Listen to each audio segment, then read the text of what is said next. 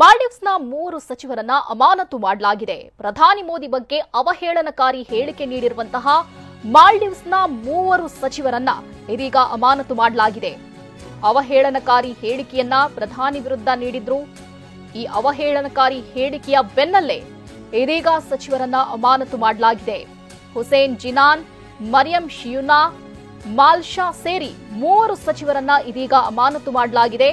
ಅಮಾನತು ಮಾಡಿ ಆದೇಶ ಹೊರಡಿಸಿದೆ ಮಾಲ್ಡೀವ್ಸ್ ಸರ್ಕಾರ. ಮೊನ್ನೆಷ್ಟೇ ಪ್ರಧಾನಿ ಮೋದಿಯವರು ಭಾರತದ ದ್ವೀಪ ರಾಷ್ಟ್ರ ಲಕ್ಷದ್ವೀಪಕ್ಕೆ ಭೇಟಿ ನೀಡಿದ್ರು.